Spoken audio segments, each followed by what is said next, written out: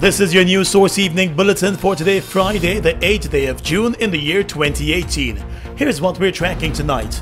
A number of opposition members, including former President Donald Ramotar, left the High Court dejected and refused to speak to the media today after Chief Justice Roxanne George Wiltshire upheld President David Granger's decision to appoint a chairman of the Guyana Elections Commission from outside the list provided to him by the leader of the opposition. In dismissing the application by the opposition, the Chief Justice ruled that there was nothing to show that the President acted unlawfully or capriciously in appointing Justice James Patterson to the top GECOM job. Justice George Wiltshire also ruled that the court could not direct the head of state to choose a name from any of the three lists of nominees submitted to the President by the leader of the opposition. The opposition had moved to the courts after a third list of 6 nominees was rejected, and the decision was made by the President to immediately appoint and swear in Justice James Patterson as the new chairman of GECOM.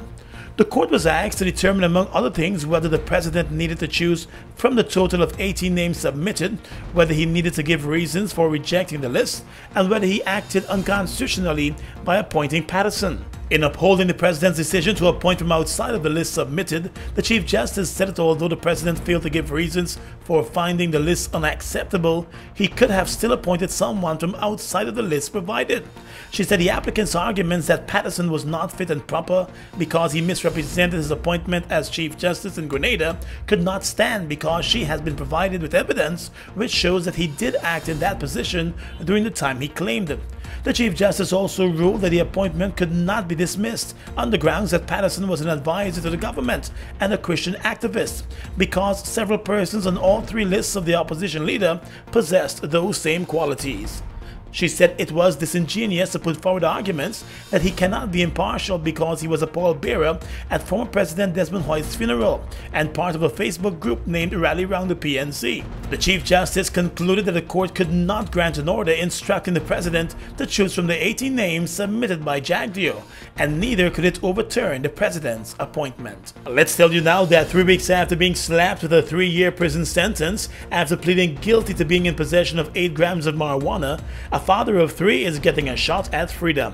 27-year-old Carl Mangal was today granted bail in the sum of $40,000 by the High Court after attorney Nigel Hughes picked up the case and filed an appeal. When the father of 3 was sentenced to 3 years in jail and fined $30,000 in keeping with the law, there was nationwide condemnation over the move and the call for urgent amendments to the laws that force magistrates to hand down that sentence once an accused is found guilty. The man was unrepresented during the magistrate's court appearance and may not have truly understood the severity of the sentence that came with a guilty plea until it was handed down.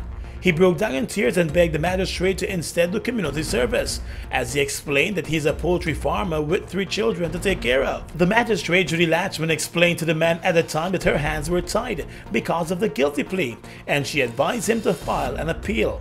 Having heard the story, attorney-at-law Nigel Hughes got involved and filed an appeal and bail application on behalf of Mangal. With bail granted, the appeal will continue to move forward. CARICOM matters to tell you about now. Hope is fading among regional leaders when it comes to the full implementation of all elements of the CARICOM single market and economy.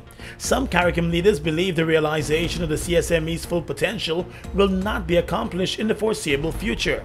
That was the contention of Prime Minister of St. Vincent and the Grenadines, Dr. Ralph Gonsalves, who joined other regional leaders in Georgetown today for a 2-day stakeholder consultation on advancing the CARICOM single market and economy. There are lots of things still to be done on the single market phase component of the CSME, and we should do that. There are a lot more which we can do in respect of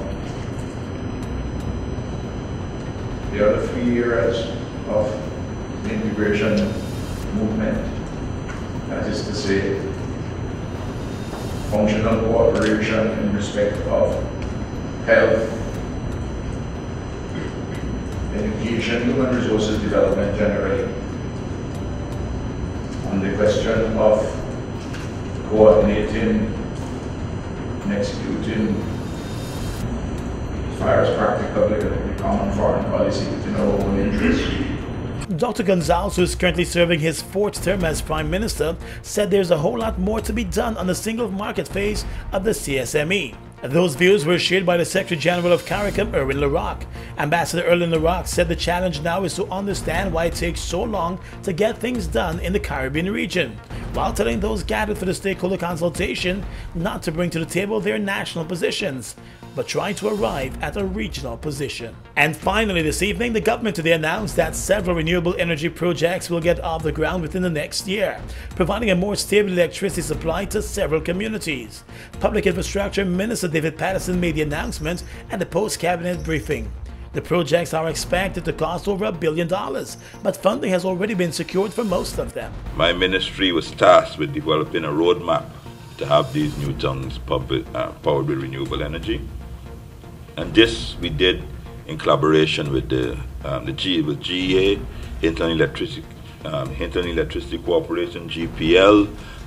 We had Ministry of Natural Resources on board, as well as Office of the Climate Change. In addition to the solar projects, the government will also be looking at some small hydropower and wind projects. Bartica, Mahdia, Mabaruma and other interior locations are among the first communities that will benefit from the move. And that's your News Source Evening Bulletin for tonight. I'm Gordon Mosley reporting.